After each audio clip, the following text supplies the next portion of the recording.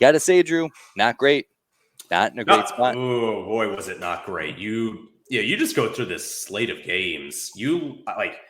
Kansas State was one that really surprised me, Brandon. Yeah. To be brutally honest, I felt really good about them. The roster is really well put together. They're disciplined, all that. And Mizzou was riding a high. They found a way to get done. I mean, a 61-yard field goal to win the game. That's you can't be angry in a way at that. That's just one heck of a kick, right? From Mevis, right? I mean, you can't be mad about that. But at the same time, they lost to a program that's kind of been in transition, and I think that hurts on that front.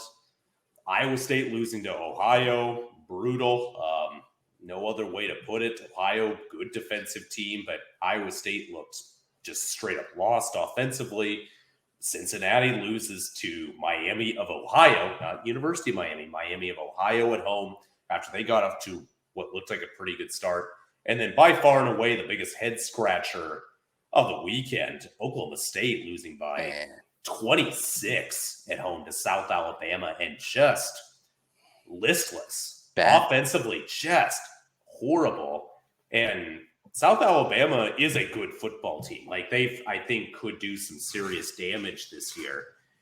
But there's no other way to put it. You should not be losing to a smaller school like that at home by 26. I don't care where you are. You could be even a team like at the cellar usually in a conference. That should not be happening, and it did this weekend for Oklahoma State. Yeah, typically when you see the teams like South Alabama or even a team like Georgia Southern last year who did it to Nebraska, you typically get like such a good overlap of like, well, you get this team who's still trying to figure it out, and this team who's figured it out, and they come up, catch you off guard, and then sneak out a win, make a field goal at the end, keep it close, keep it ugly, and then eventually end up on top. That wasn't this at all. South Alabama definitely just looked like the better team, which is insane to think about.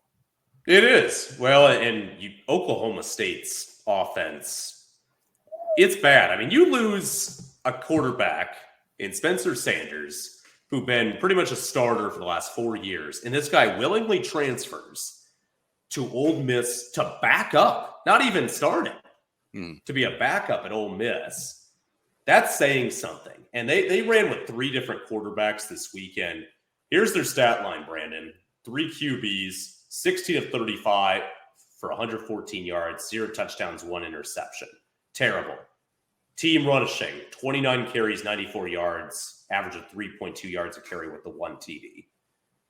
Just horrible. I mean, just those are numbers that are just kind of stunning considering that traditionally Oklahoma State's a pretty good offensive program under Coach Gundy. Yeah, I gotta wonder how much of this just goes towards Mike Gundy's incompetence in the transfer portal. Because, I mean, clearly they got kind of ravaged over the offseason. I think they lost about 10 guys, 10 valuable guys off that roster last year, including Spencer Sanders, who, by the way, is one of my favorite college football players to watch. It's very much a shame that he's right in the bench in Ole Miss. But, that does tell you a lot. It's like, well, I could either, compete for a job here or I can go back to what I mean, they picked up an Iowa receiver in the transfer portal. Yeah. Like show me one game where Iowa receivers were like, man, that could be a Big 12 offense right there. Like, that's just incredible. And, it just seems like he's been very reluctant to kind of adapt to college football. And we're kind of seeing a handful of these coaches who, traditionally have been very good and good recruiters out of high school. But now that you have this wrinkle that all the other Big 12 schools are using pretty well. All the other Big 12 schools are active. We've seen Oklahoma add their new quarterback to the transfer portal. We've seen Texas add their quarterback to the transfer portal. And, Oklahoma State just feels like that they're just lacking behind. And I think we're seeing that really start to come to fruition here. And, I know we're just 2 years removed from them being a half a yard away from winning a Big 12 championship, but times change very quickly in college football. And even though he's built up, a decade and some change of good grace in Stillwater, I mean, how much more leisure are you going to give them if they keep looking like this? I mean, you really got to hope that they focus on the non-conference, feast on those games, and then scrap for a few wins in the conference setting. But it doesn't look like that's going to be the case at all. No, and college football if you're a coach, you have to adapt, and you have to adapt quickly, because the trends are forever changing. And look, the transfer portal is something that's really added up the last few years. NIL being legal these last couple of years, that has changed everything as well. And look, you either adapt, or you're going to be sitting on the sideline at home living off your severance paycheck from getting fired at that school. Because if you don't adapt in any era, you're done. And for Coach Gundy right now, I mean, there was an article in the offseason that I remember reading. And look, he has coached a long time. He is Oklahoma State. I mean, he played Oklahoma State. He's been their coach there for nearly 20 years.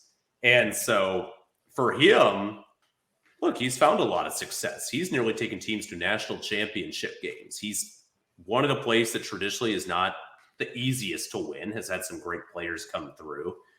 But you got to adapt. And if you don't, in this world where if you don't see on the field results, even if you had success just a couple of years ago, fan bases get impatient and they are not willing to wait around. This is not 20 years ago where if you come into a program, if you're a historically good coach, they're going to give you a few seasons of leeway to say, hey, you've done a lot for our university. We're going to give you plenty of time to turn this around.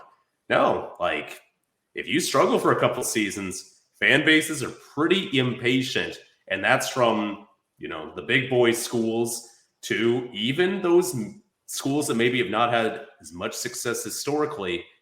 Fan bases, if they don't see a winning product, it's what have you done for me lately? And for Oklahoma State and Mike Gundy right now, it is truly gut check time, especially as they enter Big 12 play.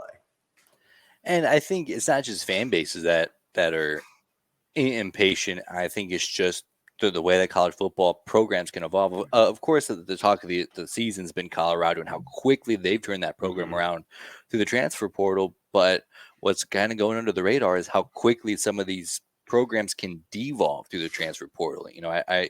The whole 3 to 5 year rebuild thing kind of comes in. Like you get a couple of good recruiting classes under you, you let those guys develop, and then you start winning games year 2, year 3, and then kind of have that full roster under your recruiting thumb here in year 4 and 5.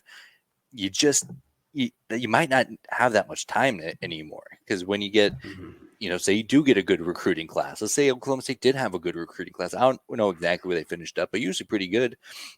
And then they have such a disappointing season like this. They get embarrassed against South Alabama. Now you have 2 or 3 or 4 of those kids who were in a good transfer class transfer out. They have Zane Flores, who's a really good quarterback from Gretna, Nebraska. Shout out Nebraska, who's not getting reps. He's not developed yet. But if he's kind of looking at this and be like, man, I don't want to go out there if I'm going to get embarrassed against South Alabama when, I'm a very highly touted recruit. I could go, anywhere else and compete there. So you can really losing momentum is so huge in this day in college football. And that's kind of where I, kind of sense Oklahoma State. If they can't, get this ship right, you absolutely could lose the very few talented pieces that they have now and become even worse. And then all of a sudden now you're coaching the least talented team in the Big 12. It's really not that far away from it. No, it's not. And last year they started 5-0. They got off to a great start last year, beat Texas. And, the wheels really fell off the wagon as the season went along.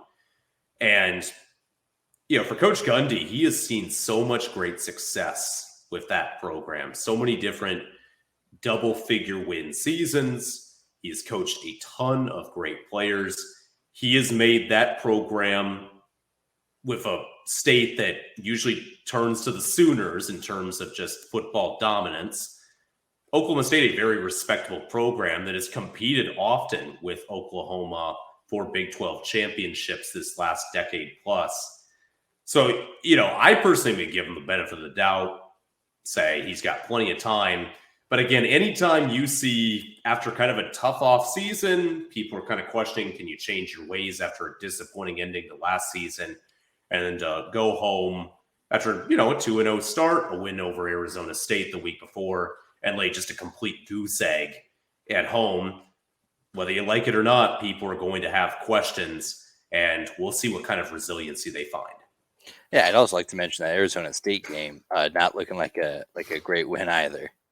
No, Arizona State's got a few things to figure out themselves, so that's at least they took care of business there. Well, so I mean, give them credit where it's due, but they'll see if they can clean things up in the coming week up in Ames. Yeah, tough stuff for sure. But and the whole thing with the Big 12 that I've defended adamantly over the last few years because they haven't really had top end success like the SEC and the Big Ten and the ACC have had with those teams really competing for national championships. Because even when Oklahoma was regularly going to the college football playoff, they weren't very competitive outside of that Baker Mayfield Rose Bowl game. Mm-hmm. But what I've always kind of used to defend the conference is they don't have a whole lot of really bad teams. I mean, even looking last year, Iowa State's in the standings, the worst team there. That was still a pretty talented team. I would take Iowa State versus the worst team in the other Power 5 conferences 8 days a week. But now, man, there's some real bottom dwellers in this conference. And now without, TCU's magical run last year, you have Oklahoma and Texas back at the top of the standings, who, like we all know, are going to be leaving the conference for the SEC here at the end of the year.